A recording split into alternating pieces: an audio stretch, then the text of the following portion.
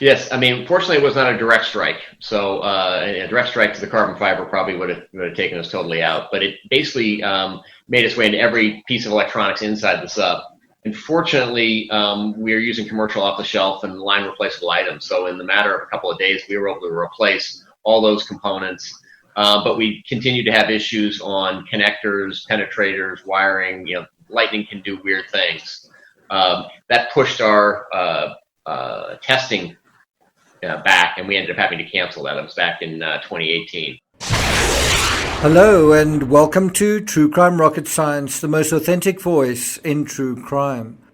OceanGate Stockton Rush and his team started deep-sea testing the Titan submersible in April 2018 in the Bahamas, as per OceanGate's Instagram account.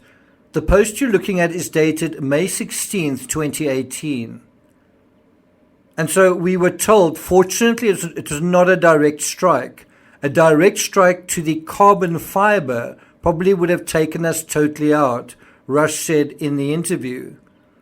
OceanGate said in their Instagram post that the submersible had sustained lightning damage that affected over 70% of its internal systems. Do you mind if I propose another theory? Before we get to that, if you haven't subscribed to the channel, please do.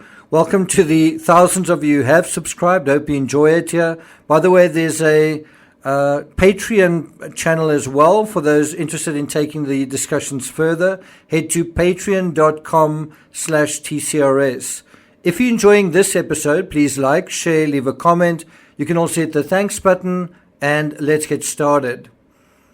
So how about another theory? We know that in January of the same year, January 2018, in fact, just 4 months prior, Rush fired his engineer and chief pilot, David Lochridge, a Scotsman. And why did he fire him? For having the temerity to suggest in writing that the craft wasn't safe. And so here we are 4 months later. And, well, obviously, this post is saying that the craft is damaged and it's not safe and we're not going to continue. Now, it's interesting to me that the Instagram post notes the arrival in the Bahamas in late April, which is supposedly when the lightning strike occurs, per the post. But they only call it more than 16 days later.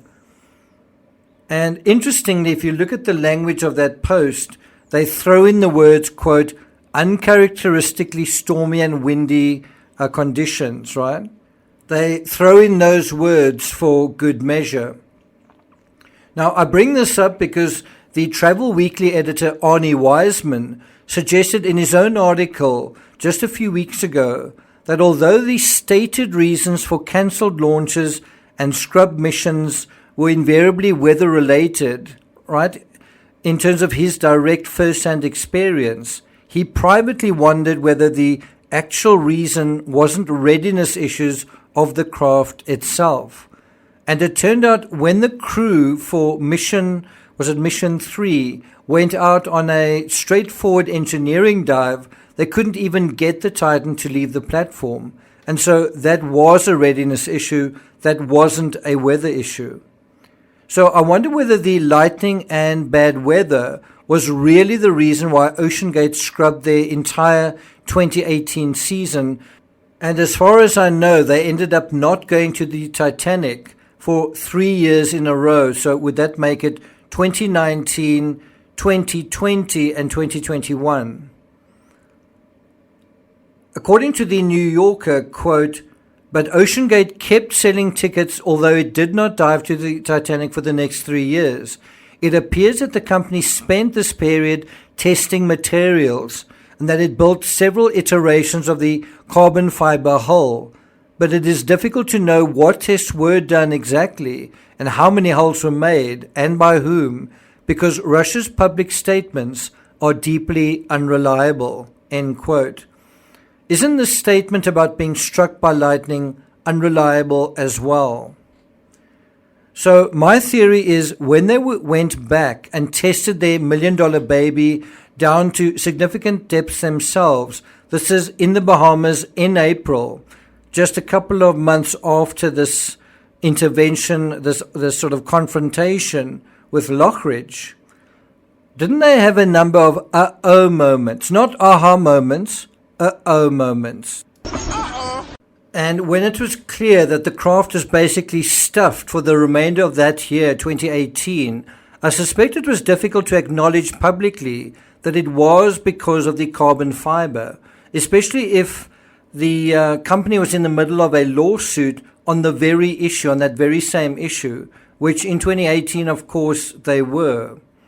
It's also interesting in his interview with Teledyne Marine, which is over 35 minutes long, Rush doesn't volunteer this information, which you imagine was central to what was happening that year. Instead, after he's questioned about it, he makes this very telling comment. This challenge of small vessels, and it seems that there's no shortage of challenges. Had I only known how hard it would be. And isn't it true that this year, June 2023, he still didn't appreciate how hard it was, how much work went into building a safe, certified submersible? And one really does have the impression this guy was constantly trying to take shortcuts and take the easy, perhaps you could even say lazy way to getting his show on the road. He didn't want to pay the full price that everyone else in the industry was paying. And didn't he do that by giving himself the green light and by certifying his own craft as safe enough? Because it was just too difficult going the other route. Now, I'm not going to take it further than that, but what I am going to do in the following episode, the episode following this one, which will be going up in a couple of minutes, is just telling the story about what happened in January 2018 and just how much information they knew about, just to what extent they knew that failures were happening in the carbon fiber. They knew this in January 2018, 5 years ago. And it seems as though, although those warnings weren't heeded, it seems as though this whole lightning strike issue, that they basically were seeing the light in a certain way, that things weren't as easy as they expected them to be, as they anticipated. And so that follow-up is going to be a really interesting analysis. Look out for that. Thank you for listening, and I'll see you guys next time.